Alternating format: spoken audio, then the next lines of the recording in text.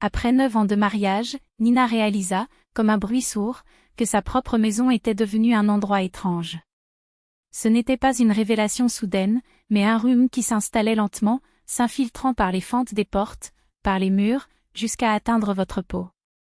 Tout a commencé à l'université, lorsqu'elle, étudiante en architecture timide et dévouée, a croisé la route d'Andreï, un jeune homme ambitieux et charismatique, aux yeux pleins de projets audacieux pour l'avenir. Ensemble, ils ont construit les premières fondations d'une vie, un appartement loué exigu, de modestes dîners pêle-mêle et des nuits blanches à planifier des rêves. Au fil du temps, Andreï a ouvert sa propre entreprise de matériaux de construction et la chance semblait leur sourire. Nina, à son tour, a mis sa carrière de côté pour se consacrer à sa fille, Lisa, née de cet amour. Les étés se passaient dans la maison de campagne, achetée à tempérament, où elle faisait pousser des fleurs, aménageait le balcon avec soin et trouvait refuge dans chaque détail de ce coin. C'est là qu'il s'est senti fort. Mais au cours des 2 dernières années, quelque chose a changé chez Andreï. Il devenait distant, impatient, partait fréquemment travailler et, à son retour, échangeait à peine quelques mots avec elle. Nina a tout justifié, la fatigue, le stress, la crise de la quarantaine. Jusqu'au jour où, à la mi-juillet, la vérité la frappa comme une lame. Elle était allée au chalet pour tout préparer pour l'arrivée de Lisa, qui revenait du camp. Lorsqu'il ouvrit la porte, il sentit quelque chose d'anormal, un parfum inconnu dans l'air, un manteau de femme accroché au portant, une tasse tachée de rouge à lèvres dans l'évier. Le cœur s'emballa. Il a appelé Andreï. Aucune réponse. Le lendemain, ne pouvant supporter le doute, il se rendit chez un notaire pour vérifier l'acte de propriété. Les documents étaient récents. 2 semaines plus tôt, Andreï avait transféré la maison à une certaine Vitria Somova. L'employé se contente de hausser les épaules. Si c'était son don, vous ne pouvez rien faire, madame. Nina est partie de là comme si elle était dans un cauchemar. Victoire. Un nom qui ne lui disait rien. Jusqu'à ce que vous commenciez à enquêter.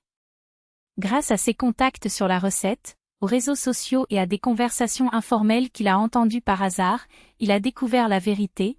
Vitria était la jeune amante d'Andreï, une ancienne employée qui l'avait temporairement aidé, et qui envisageait désormais de s'installer définitivement dans la maison où Nina avait planté du basilic pour sa fille. La douleur était vive, mais la colère ne l'aveuglait pas. Au lieu de crier, de perdre le contrôle, elle a élaboré un plan. Il fait d'abord appel à un avocat spécialisé dans les divorces et met en place une procédure détaillée, partage des biens, preuve de trahison, dissimulation de biens et préjudice moral.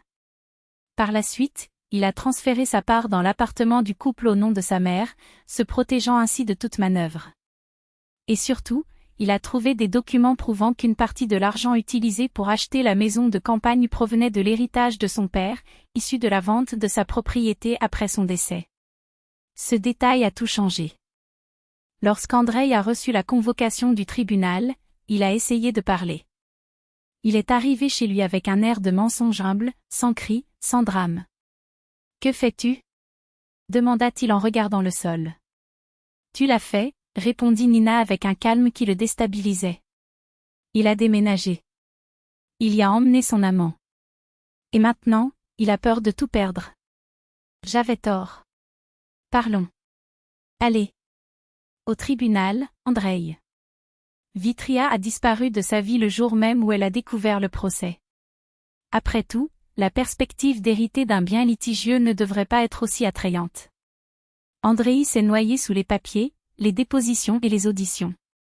Dans la sentence finale, le juge a déterminé, la maison reviendrait en copropriété, a reconnu la part de Nina comme un héritage légitime, a ordonné à Andreï de l'indemniser pour préjudice moral et a accordé la garde préférentielle de Lisa à sa mère. 6 mois plus tard, Nina était sur le balcon de cette même maison, une tasse de thé à la main, entourée des roses qu'elle aimait tant. À côté, Lisa jouait en lançant une balle au chien du voisin.